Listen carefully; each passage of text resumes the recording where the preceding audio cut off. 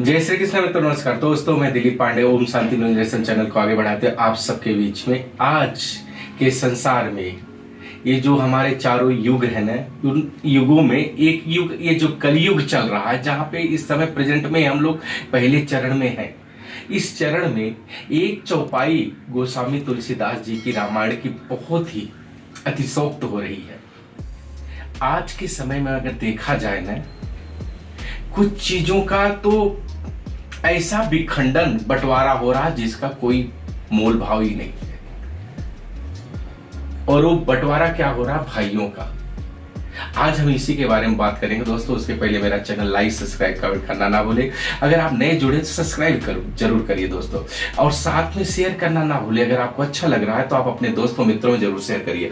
दोस्तों, होता क्या है कि आज के इस कलयुग में भाइयों का प्रेम अगर देखा जाए तो गोस्वामी तुलसीदास जी ने रामायण में बहुत ही खूबसूरत ढंग से अपनी चौपाई में वर्णित किया है कि भगवान श्री रामचंद्र जी का प्रेम एक भाई से इतना ज्यादा था कि जिसका कोई मान सम्मान उपमा देने का कोई मीनिंग नहीं है।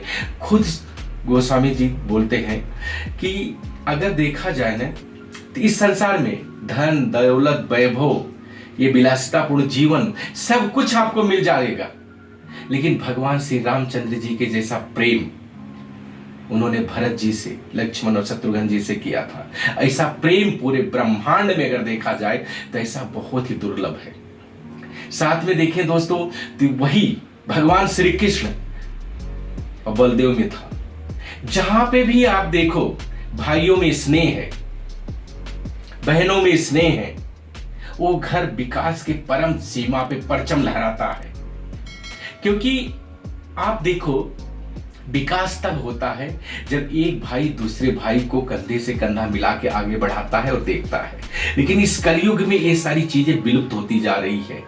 दूसरा तो बाद में तकलीफ देता है, एक भाई ही दूसरे भाई को सोचता है कि अपना दुश्मन बना लो, बना लेते हैं लोग।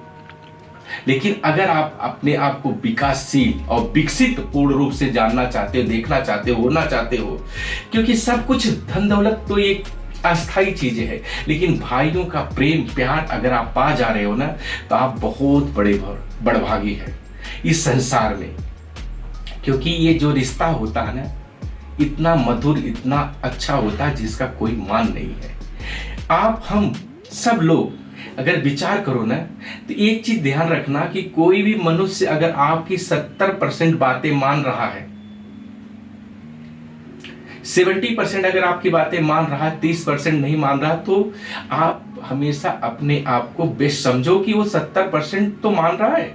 क्योंकि वो भी तो मनुष्य है, वो भी मानव है, वो भी आपका भाई है, बंधु है। अगर 30% एक्सेप्ट नहीं करता आपकी बातों को तो आप जरा भी रूठिए मत, क्योंकि आप उसके अंदर भी एक आत्मा है, उसके अंदर भी एक प्रेम है, उसके अंदर भी एक सद्भावना है, उसका भी एक विचार है, इसका भी एक मन है। अगर आपके अनुसार 70% वो चल रहा है, आपकी बातें मान रहा है, तो जान लो 100% के बराबर है। क्योंकि वो अगर 100 का 100 आपका ही करे तो उसके अंदर की अंतरात्मा कहां रह जाएगी। अगर आप किसी के ऊपर कोई चीज थोप देते हो तो थोपना बंद करिए और स्नेह और प्रेम प्यार से आगे बढ़िए। क्योंकि हर मनुष्य की कामयाबी की पहली सीढ़ी होता उसका भाई और बंधु। जैसे माँ बाप का स्नेह प्रेम हमेशा आपके जीवन में अनवरत बना रहे, आप उसको सम्मान देते रहें, रिश्तों को सम्मान देते रहें। सेम वैसे अगर भाइयों में अगर स्नेह प्रेम है, बहनों में स्नेह प्रेम है, तो वहां पे अगर कामयाबी की सीमा देखें ना, बहुत सारे ऐसे घर अभी भी मिलेंगे भारतवर्ष में। भारतवर्ष की जो संस्कृति है ना, पूरे विश्व में बहुत विख्यात है। यहाँ पे रामायण, गीता, भागवत, ये सारी चीजों में, हर एक ग्रंथ में ये प्रेम के बारे में बताया गया कि हम प्रेम एक दूसरे से कैसे पाए और कैसे रहे। गोस्वामी दास जी की ये जो चौपाई है ना, हमेशा हर एक मनुष्य को अपने कंठस्थ में ध्यान रखना चाहिए कि लाभ हानि जीवन मरण जस अबजस विधियां। यहां पे कोई भी चीज जो घटित होती है पूर्व नियोजित है। आप खाली उसके पात्र बनते हो जगह पे। आपका कर्म, विवेक उसको बहुत ही हाईलाइट कर देता है, कभी बहुत डिम कर देता है।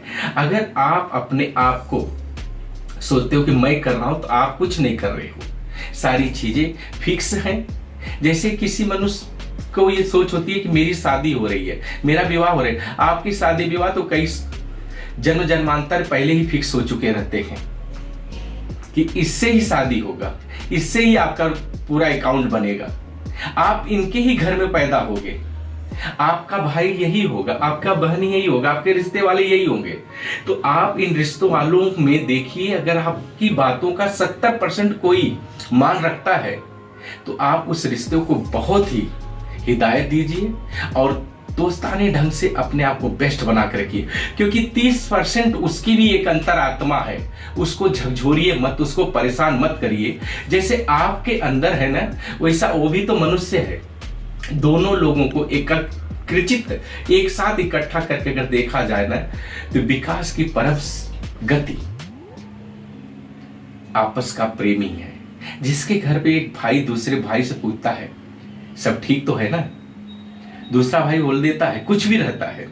लेकिन आज ये खत्म होते जा रहा है।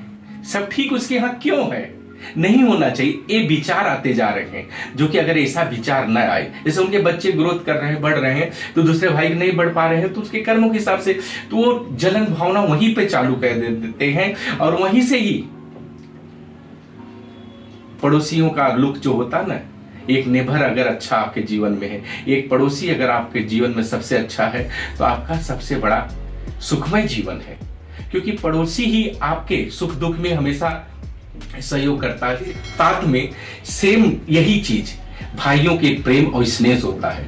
दोस्तों, आप दूर तक सोचिएगा और मुस्कुराइएगा कि आप अपने भाई से कब बात किए। कोई जरूरी नहीं है कि एक झगड़े से आप अपने भाइयों का प्रेम, अपने आप का सौभाग्य का जो ग्रोथ का लक्षण होता है, उसको कुछ घटनाओं से विचलित करके दूर कर दीजिए। हम आप सब, मैं विशेष रूप से रिक्वेस्ट करूंगा कि अगर आप नहीं किए हो बहुत दिनों से अपने भाई से बात, बहन से बात, तो करके देखिए। कभी भी कोई रिश्ता छोटा नहीं होता है।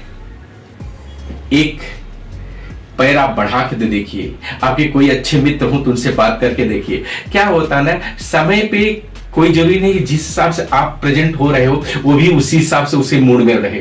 कभी कुछ होता आता है ऐसा, लेकिन सब भूलने की एक आदत डालिए और प्रेम सौहार्द बना के रखिए। क्योंकि पता नहीं किस कर्म और पुण्य से आपको भाई मिलता है। अगर बड़ा भाई मिला तो सबसे बड़े भाग्यवान हो, क्योंकि बड़े भाई मिलना बहुत ही दुर्लभ है।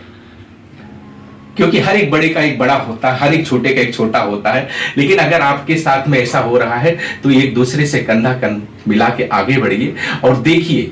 बहन है तो बहनों से उनकी किलकारी, उनकी हंसी को सुनिए, महसूस करिए, उनके चेहरे का रौनक देखिए। क्या होता है, दौलत अगर देखा जाए, शोहरत, ये सब कुछ नहीं है। एक अंतरात्मा का मिलन भी बहुत कुछ होता जीवन में। दोस्तों, मेरा वीडियो आप सबको अच्छा लगे तो लाइक, सब्सक्राइब, कमेंट करना ना भूलें। और आपके अगर भाई हैं और आप बात नहीं किए बहुत दिनों से, तो बात करके देखिए। बहन है तो उनसे भी बात करिए, रिश्ते वाले हैं तो उनसे भी बात करिए। क्योंकि कोई भी रिश्ता अस्थाई नहीं और कोई रिश्ता अस्थाई भी नहीं।